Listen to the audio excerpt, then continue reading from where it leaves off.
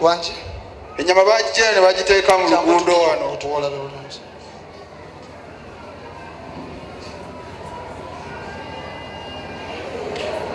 Ajja kulumizibwa. Ennyama bagijja wano ku kisambi ne bagiteeka wano. Tusobola okulabawo? Wano waawona. Okay. Naawo ne wakala. Kati wenna totambula? Sitambula no. Ate omugongo? Nagwo gunnumizira muno weemuti wakaboodi. Gwakutuka kiki? Gunnuma sayidi ne sayidi. Kitegeera bulungi. Kitutte ebbanga kinga omugongo? For how long? Mwaka ssebo. Mwaka?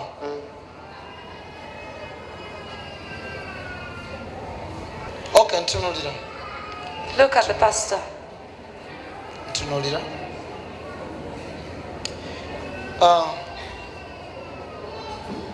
Mukama ndaga walina ssente. The Lord shows me you had money Neziggwawo. and it vanished.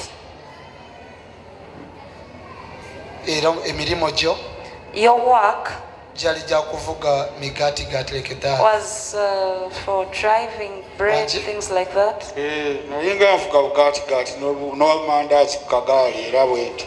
N'emmotoka lwatugifunye tugenda ebugerere n'emukono n'eruweero bwe wati. Mukyala waliwo? Where is your wife? Omukyala simanyi munaye gye yalaga.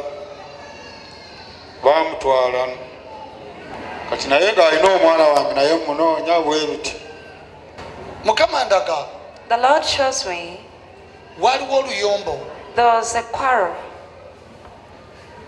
wakati wo n'omukyala. between you and your wife. Wamusanga You found her, ng'alina ebintuntu but she had certain things, nga bya ddagala.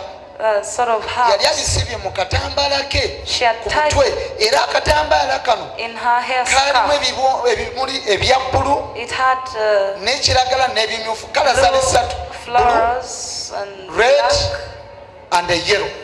red. Green. Is it? Bwe bityawo.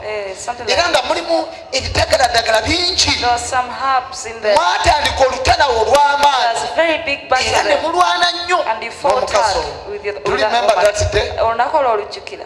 Bwekyali musumba. Kubira Yesu engalo ez'amaanyi. Clap for Jesus. Kubira Mukama engalo ez'amaanyi. For Jesus.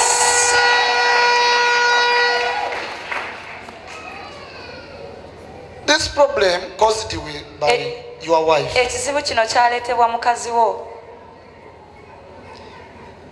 Era ekigendererwa kye And her intention, yali akulogooveewo she wanted you to die asobole okubeera n'omusajja gwe yagenda so naye. that she can be with the man she left with.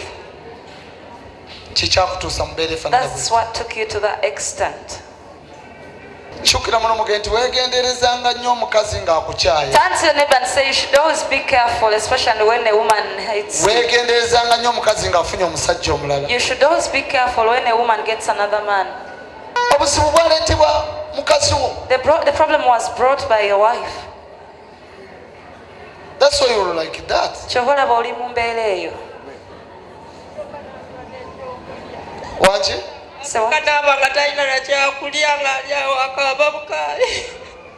Omuyita otya? Mbeera akaaba nga Omuyita otya? Mwanjinaze.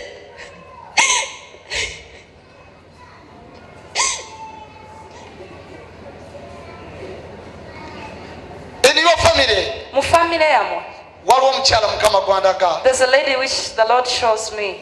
bamuyita Maama Boogere. She's called Mama Bogere. She's your step mom. Muka kitammwe. Yali nsumba. Miracle moment. Ekiseera eky'ebyamagero. Miracle moment. Ekiseera eky'ebyamagero. Do you know that? Okimanyi nti Osobola okubeera mu mbeera you can be in a situation naye ng'oliko amalogo agava mu makubo ag'enjawulo. which comes from different, Eddogo lya muka the kitammwe, witchcraft of your stepmother, eddogo ly'omukyala gwe yawasa, the witchcraft of the wife he married, byonna ne byekuŋŋaanira. all of them, they gather. Kubanga omwana ono Because mukama ndaga child, yafuna nnyo okuganja mu maaso ga kitaawe. Lord shows me he was Wekiri very musajja wa Katonda. much loved by his father.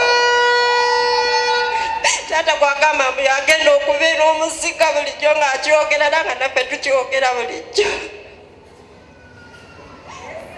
Kale omukyala oyo Therefore, this lady, naye she's a trouble causer naye alina obuzibu bw'aleeta in your family. mu family yamu. yakola nnyo ekisoboka okulaba nga n'ekitamu abakyawa. She did everything possible to see that your father hates you. Era olunaku lumu And one day, waliwo muganda wammwe bamuyita a certain brother of yours called waliwo muganda wammwe muvubuka mumpi a certain short guy, mumpi your brother, yakuddako gwe the one who follows you, mumpimpi naye nga yali akutte ejjambi okwagala omutema. who got a panga and wanted to cut your Ssebo bwe stepmother. kiri mukama wange. Eh? Bwe kiri ssebo pasita.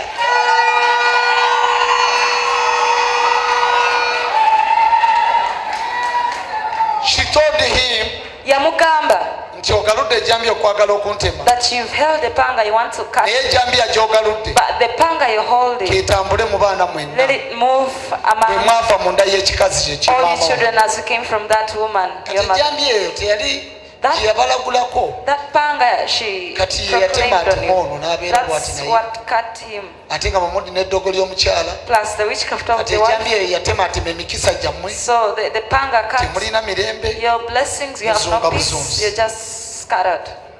naye byonna njaga mukama But not bizeete all byabwe. of them. Be healed. Taken back. Wonyezebwa. Be healed Wonyezebwa. in the name of Jesus Christ. Mu linnya lya Yesu Kristo.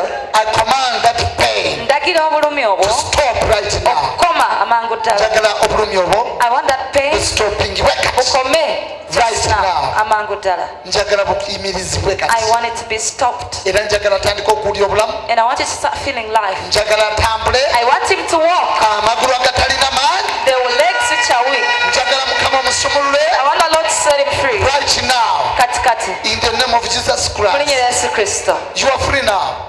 Oli wa ddembe. Jimuka otambule. Stand up and walk. Jimuka otambule. Stand up. Owulira Yesu engalo ez'amaanyi. A powerful hand up to Jesus. Aha, aha, aha, aha, aha, wegolole. Eh. Aha, Yes. Yes. Yes. move it, Bijeemu ebyo. move it, Kyamu ekyo ky'oyambadde. move it, Kijeemu. move it. Kijeemu. Aha.